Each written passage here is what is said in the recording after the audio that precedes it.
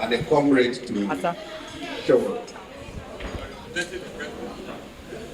I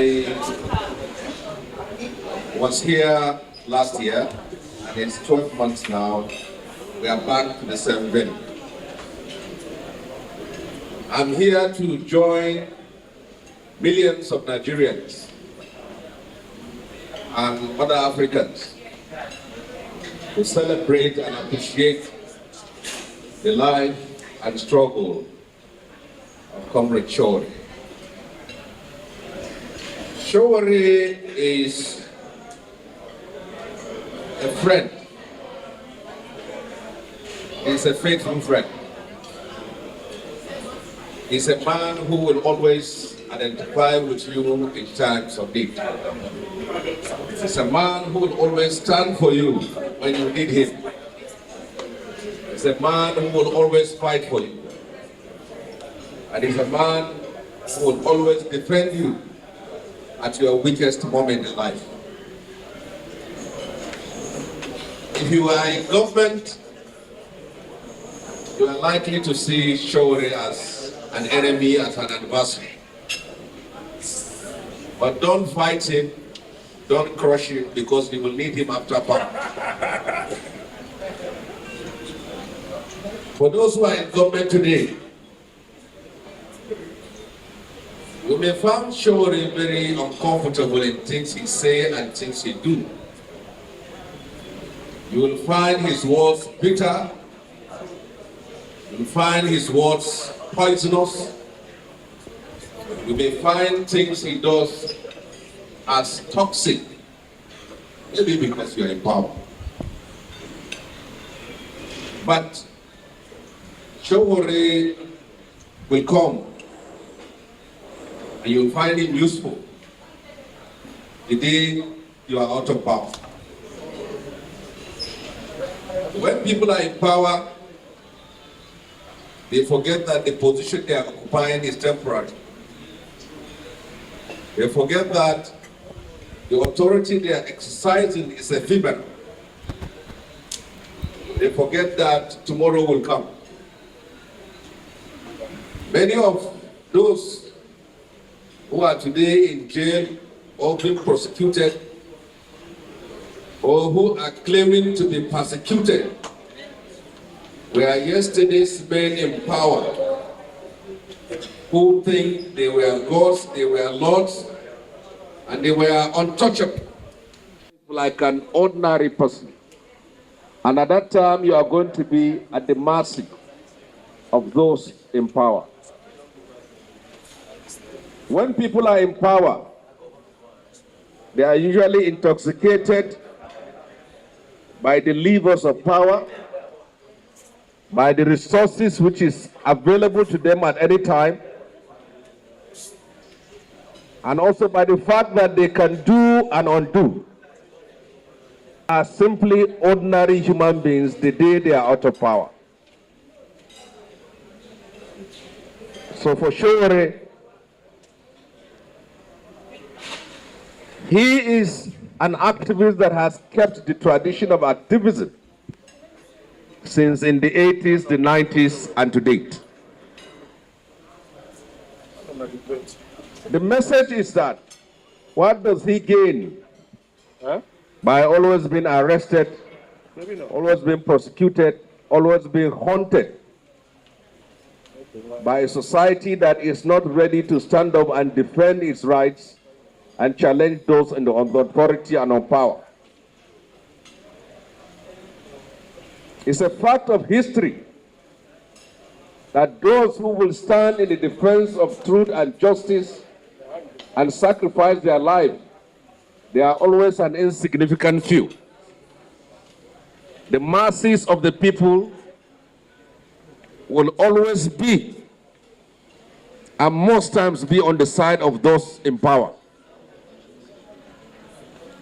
But what makes him win always is the fact that what he stands for, what he believes in, and what he is fighting for is justice. Don't think that where the majority are is always where justice is. The majority can be in the wrong place, out of fear or out of thinking they are going to benefit from what is on the order. The country we are living in today is a nation that has always moved from one crisis to another. And one of the factors militating against people uniting to fight for their rights are diverse. One fundamental factor is ethnicity. When the person in the position of authority and power is from your ethnic group, people keep quiet. People are silent. They don't stand up to challenge him. They don't stand up to tell him the truth. And they don't fight him because he is from their ethnic group. If you have a Buhari in power, you will have opposition from the southwest, southeast, and south-south. If you have a Yoruba man in power, you will have an opposition from the southeast, north, and part of the south-south. One day, if you have a southeasterner in power, the whole of southeast will become pro-government, and other parts of the country will start fighting. That is where a person like Shehu differs. Shehu will come out today and attack Tinubu, and the supporters of Peter Obi will be happy. Before you finish being happy, he will attack Peter Obi, and the supporters of Tinubu will be happy. Before you know that, he has attacked Atiku, and the Northerners will not be happy. So Shehu is a kind of man, if you are clapping for him, you have to be very careful. Don't clap too much. Before you turn back to your own tribesman. So that is what he is. When he attacks Tinubu, you see, he becomes a hero in the north among many people. And he becomes a hero among the southeasterners. By the time he turned his weapon against Trump, and then you see those who are clapping at him and now start insulting him. You see, before you count yourself as a critic, as an activist, I always say you have to test the prison. If you have never been in a cell, you have never been in prison, you have never worn a handcuff, you are still in 100 level.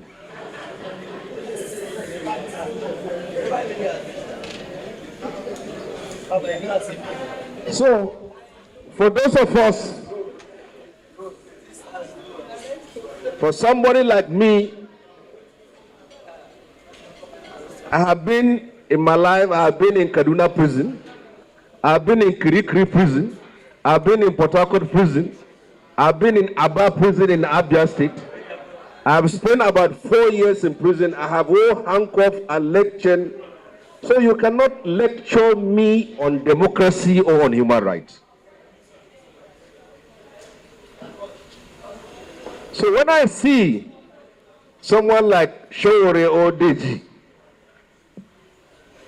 specifically Shehu, is always going to the court.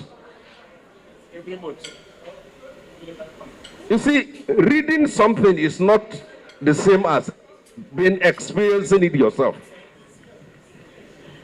Until you have a date to which you will go to court before you know the mental torture associated with that.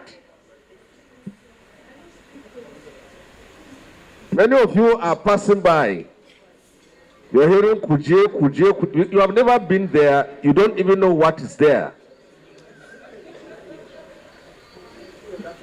So if you are on social media, if you are an activist, please try to know the prison that is in your own city.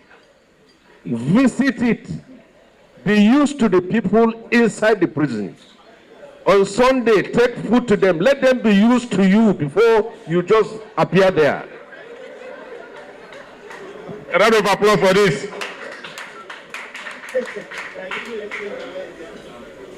Because you don't know. You don't know that. I can remember in 1995,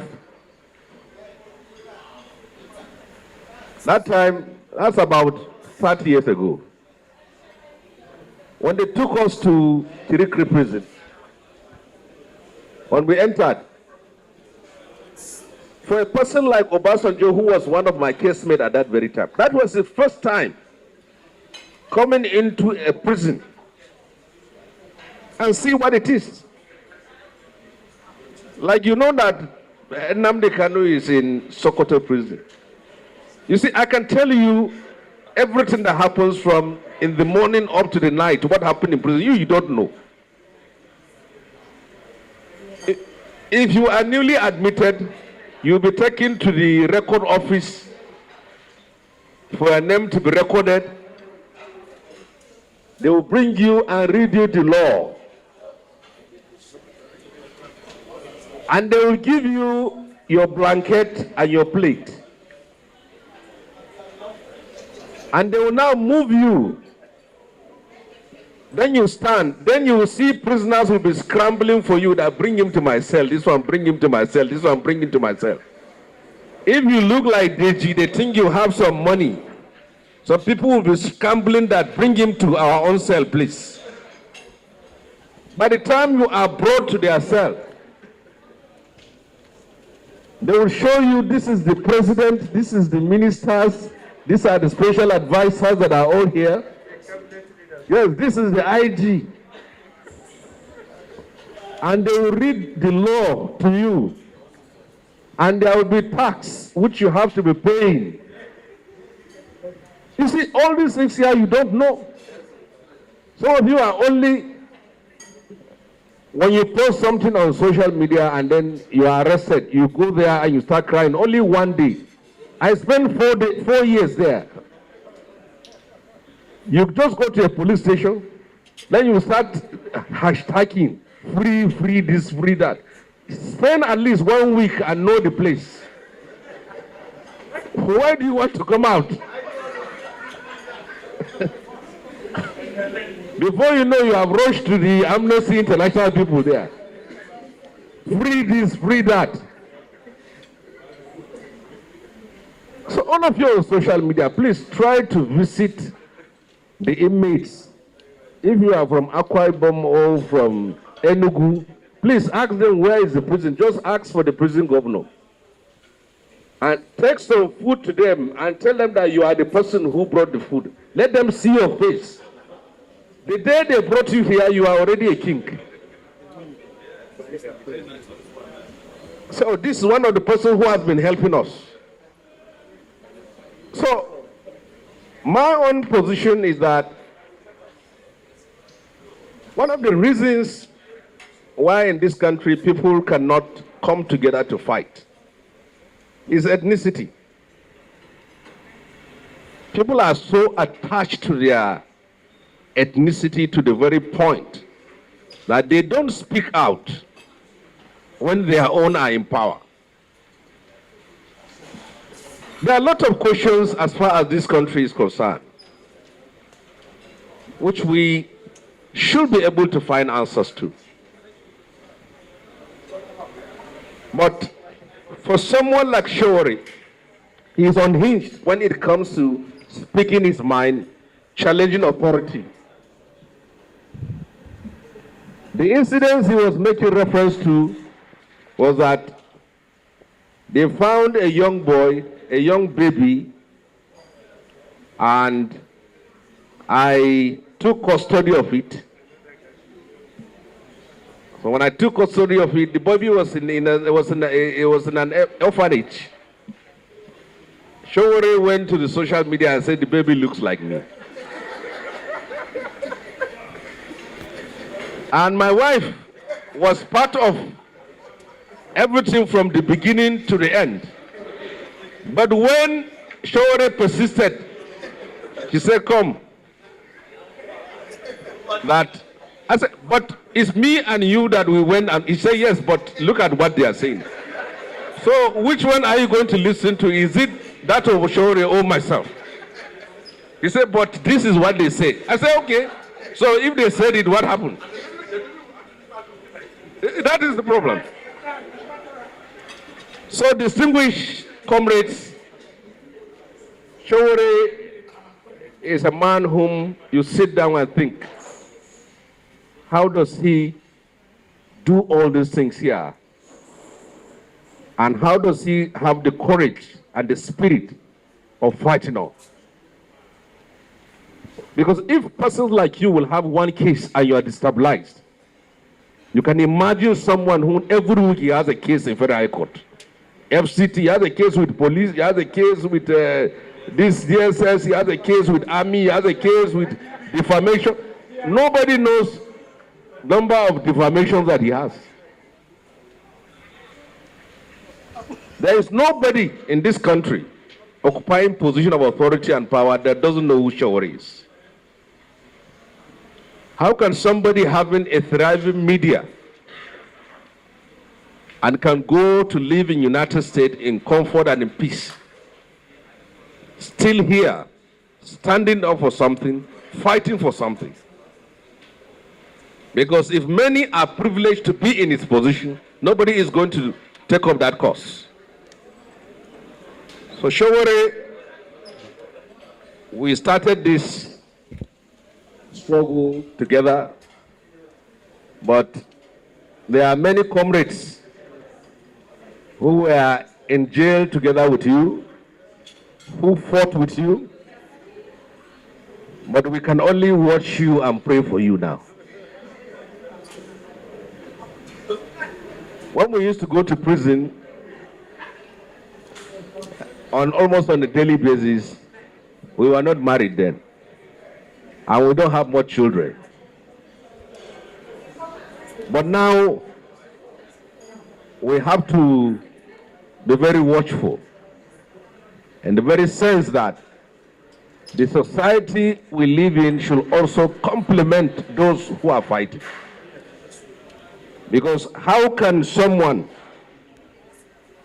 organize a protest in defense of the interests of the police, and you'll always see him being taken to court by the police?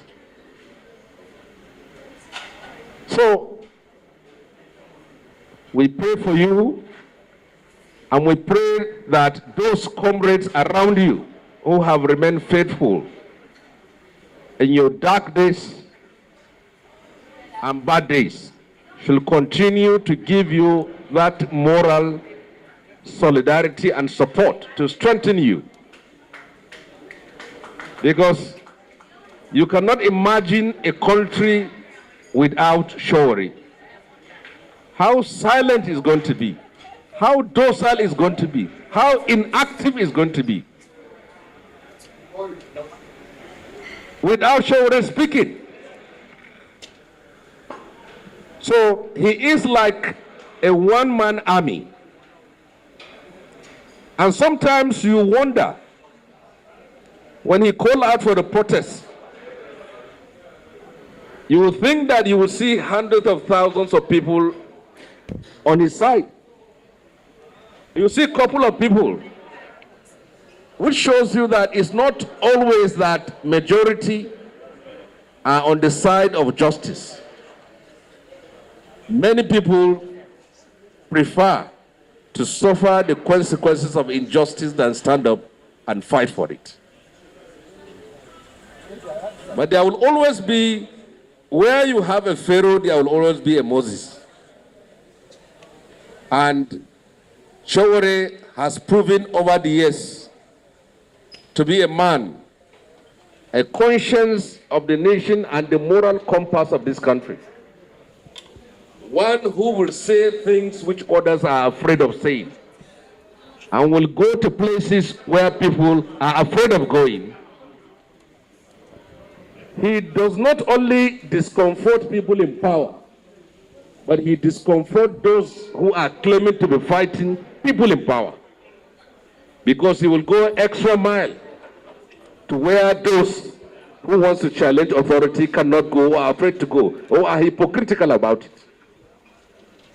Shehu, we thank you for your life, and we don't pray for a day that you will have the doubts of Deji. We don't pray for a day that you will give up the struggle. Deji is a friend who has always stood for what Shehu stands for. Even lawyers, sometimes you wonder whether Marshall is a defense counsel or is part of the crime. Because everything Shehu is saying, he is always saying the same thing. So, Marshall, one day, you may end up, just like the way they picked the lawyer of Nandi, you may end up also being picked. So I wish you all the best, and we hope and pray that the younger generation you are molding and you are inspiring will be able to